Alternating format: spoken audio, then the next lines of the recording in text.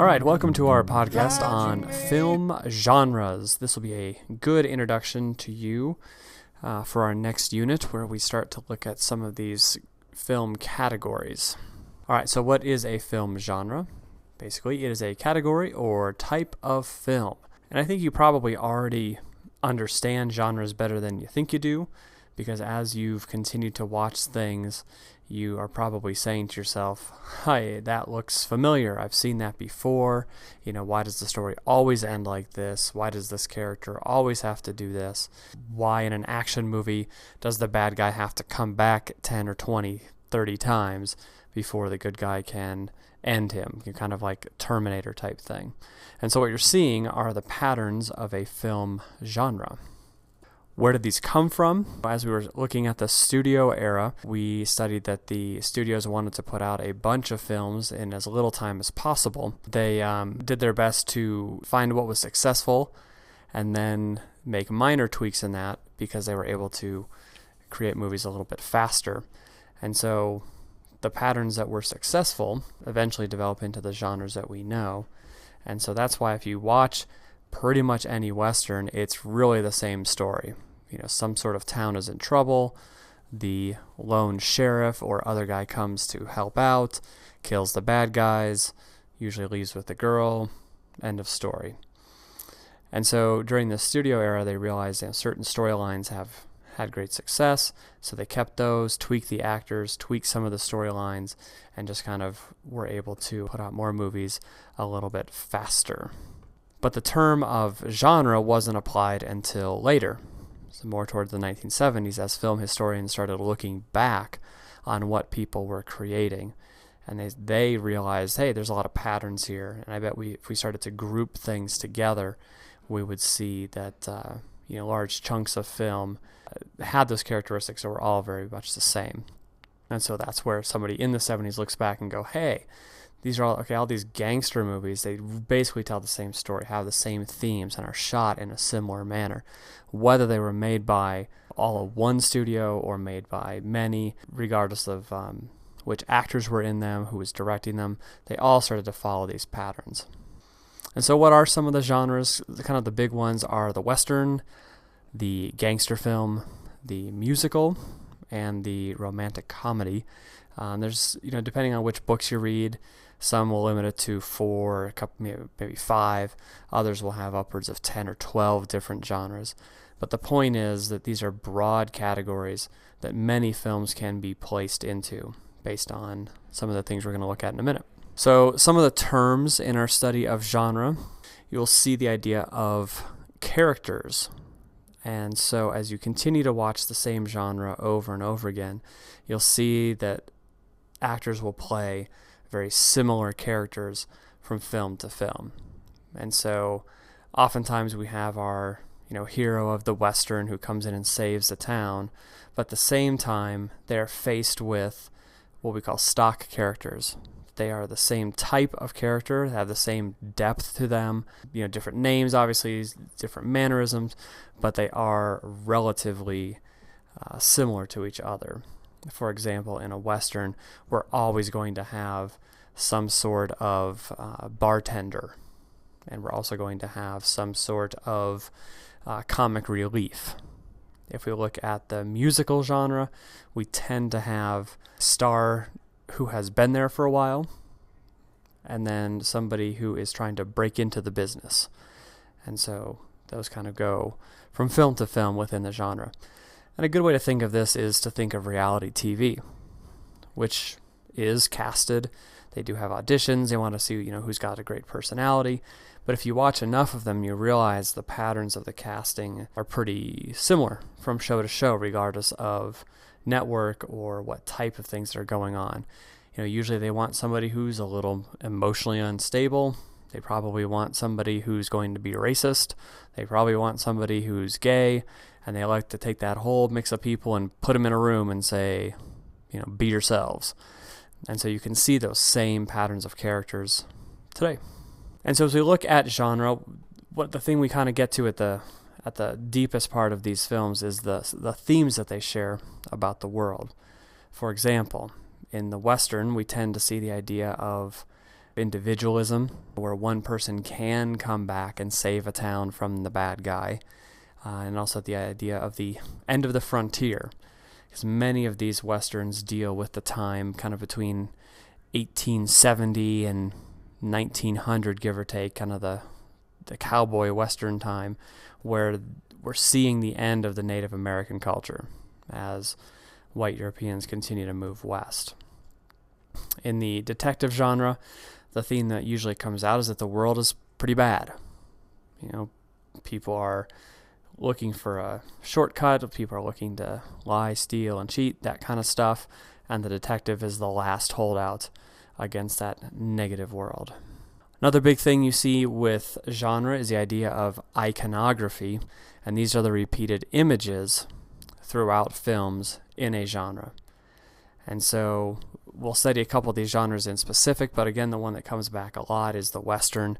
You're going to see images of the cowboy hat, the sheriff, the gun as revolver.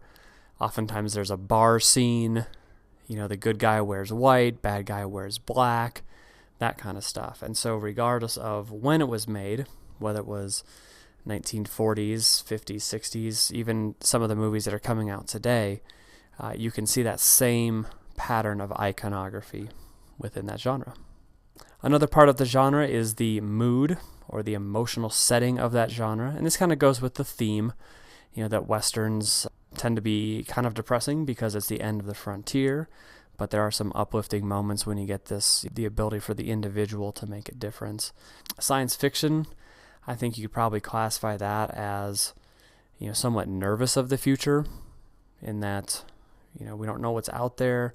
We have some ideas of what our science and technology can make. But I think what you see in a lot of these sci-fi movies is that technology goes wrong.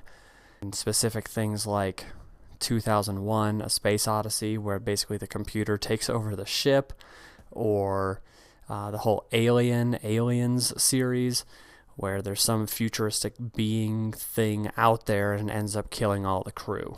That kind of ties in mood and theme within a genre. Then this part's pretty important, just the cinematic style. And so that is how the genre is shot on film. For example, most Westerns are going to have these sweeping, long, establishing shots so that you can see the West, so you can see the cactus and tumbleweeds and things like that. They're mostly going to be shot in the daytime, because when the genre was established, they had to shoot in the daytime. They didn't have a lot of ability to make night into day with lighting and things like that. Whereas science fiction is going to be possibly more at night, obviously in the future, oftentimes on different planets, a lot probably faster editing on those, just to show the parallel between the new technology that the film was talking about and also just the new technology that had developed with the cameras and such. But the one that stands out the most is probably the detective genre and the idea of film noir, and that's something we'll look at individually, where film noir literally means film black, so it's kind of a dark film. And so these detective movies are themselves pretty dark in terms of themes and mood, but also in the way they're shot. A lot of heavy shadows, a lot of low-key lighting, very steep angles, high and low angles, putting characters in the corner, that kind of stuff to show us how the hemmed-in bad guy feels, that kind of stuff. And so as you see these individual genres, you will start to notice the patterns in terms of how they're shot. And that's kind of the purpose of this class, and seeing the cinematic similarities and differences across genres. And what's cool about genres is that they change, and they develop and grow, and they go through different stages. And so the first stage of a genre is what we call the primitive stage. And so this is where everything is just established. The very first cowboy movie would be considered that primitive genre there. So since there was nothing for them to pull on, they were able to tell their story as they wanted, and they kind of started the ball rolling in that genre. Then we have the classical level of genre, where the patterns continue. That type of movie becomes very popular. And the last part there, the basic values are solidified. So we see the pattern developing for cowboy sheriff as hero. Then we move into the revisionist stage of the genre, where The iconography is going to be similar. So in a Western, you're still going to see sheriffs and cowboys and hats and guns and things like that. But some of the values that were in that first genre, the first stages, are questioned. And so maybe the individual can affect change. Maybe the bad guys are too good. So we start to see them question that and start to have some more subtle changes. Eventually we get to the parodic or the parody stage of the genre where filmmakers start to make fun of it. And so some of the themes might be there. The iconography is going to be there. The stock characters are going to be over embellished. So in a Western where you have that comic relief character, now the comic relief character is going to play a bigger role. So maybe in the primitive genre there was just kind of a funny character that would be on screen for a couple of minutes. Now that comedic character is going to be on there 80% of the time. And so we'll talk about some specifics here in a second. And then eventually we get to the extension stage where they take the ideas, themes, and values, but then a lot of parts of the genre change.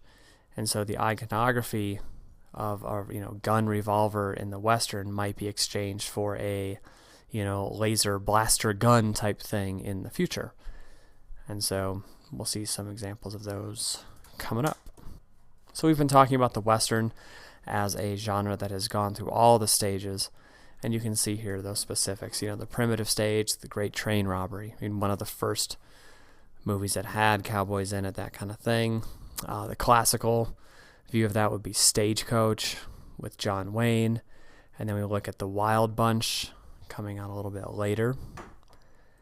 And then the parodic stage of that, the one that might be most familiar with people, or people might be familiar with, would be Blazing Saddles, where they take that idea of, lone person coming to save the town, but then they turn that completely on its head and just make fun of everything in there.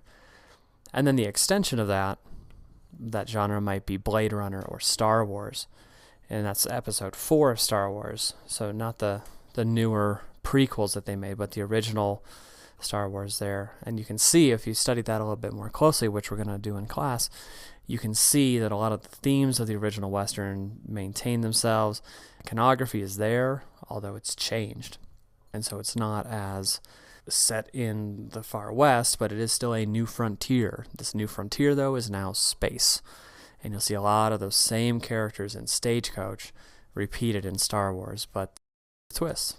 And so as we look at films today, current movies don't fit into one genre. Aside from True Grit that came out this past year, we don't get a lot of pure Westerns. See movies that are trying to break from those patterns, and most of our movies these days do break from all these patterns because individuality really sells a lot better than just the stock canned genre films.